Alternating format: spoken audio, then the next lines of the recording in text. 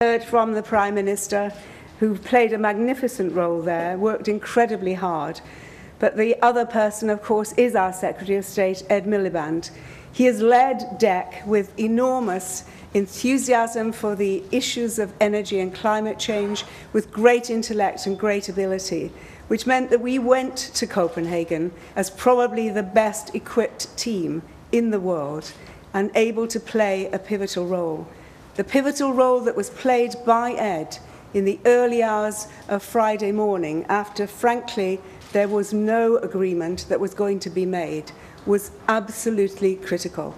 We would not, I think, have had, I don't think this is too strong a statement, to have had that agreement. Disappointing in many ways, though it is, but we needed to get an agreement.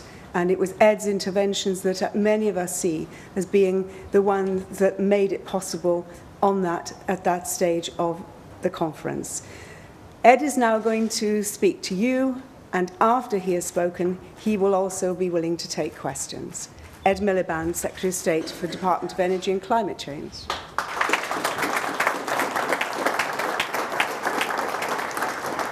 Joan, thank you, and I want to thank you for the role that you played at the Copenhagen summit, which was incredibly important on a whole range of different fronts, and I think we all appreciate sincerely the work that you did. Let me try and be brief, because I think there'll be lots of people who want to ask questions of both myself and Joan about where we go from here, about what happened at the summit. I think the first thing to say is to repeat what I said and what the Prime Minister said at the beginning, which is to thank you for all the work that you did. And I think it's important for us to have a sort of candid assessment of where we succeeded and where we didn't succeed. And I think the Prime Minister highlighted this in what he said, but I think it's important nonetheless to perhaps emphasize it, which is that we would never have seen the progress we did over the last year if it hadn't been for the campaigning efforts worldwide that people made.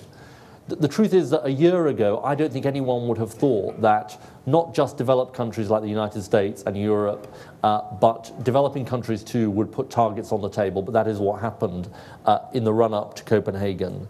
And the fact that we had 130 world leaders there spoke to the global importance that people saw in this event. I also think the progress that was made on finance is very important, and as the Prime Minister said, we need to make good on the promises that were made.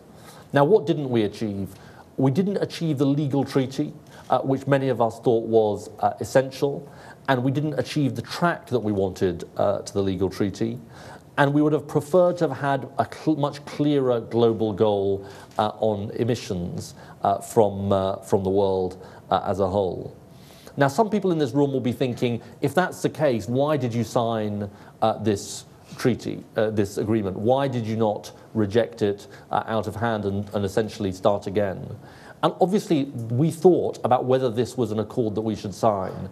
And in a sense, I think partly we were most moved by the voices of countries like the Maldives and Ethiopia, who said, actually, however imperfect this accord is, we want to have the money starting to flow to our countries who are desperately in need of climate finance.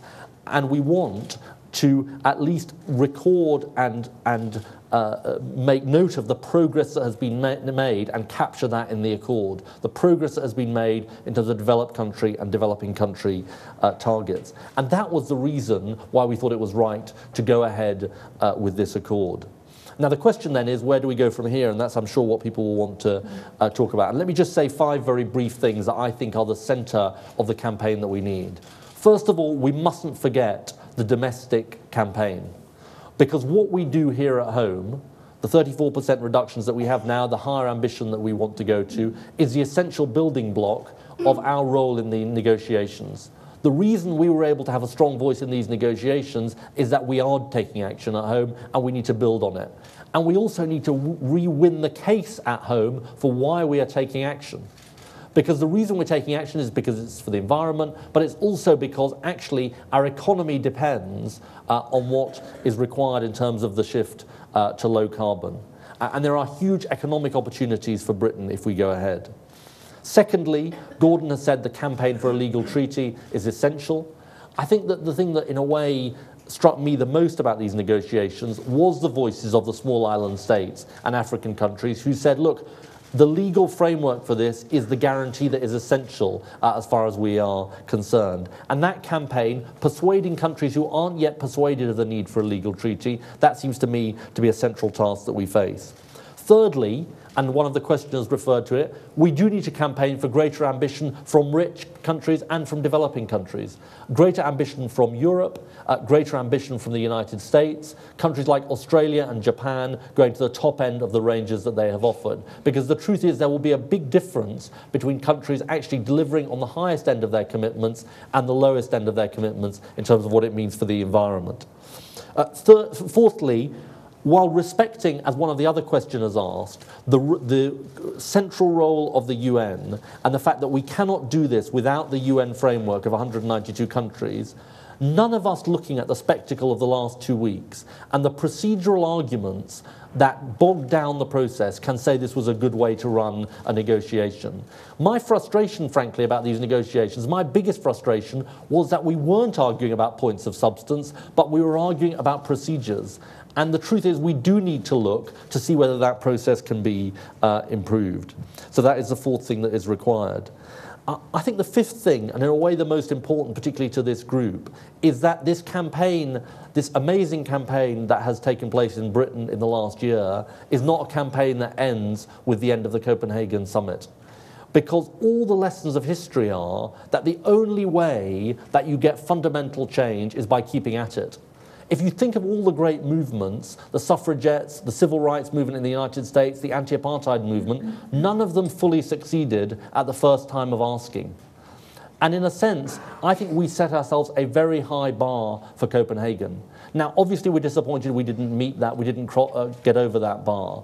But the truth is, over the last year, there has been an irreversible shift, in my view, in terms of countries all around the world recognizing that climate change is a fundamental thing that needs to be tackled.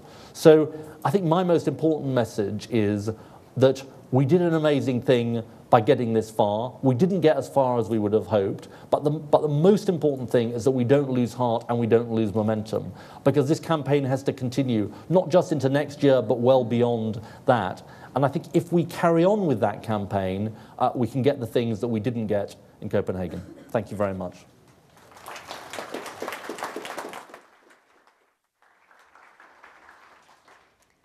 Okay, who would like to ask a question?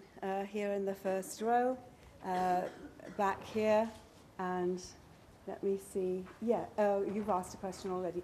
The woman in the orange, that's you. Get your microphone just so people.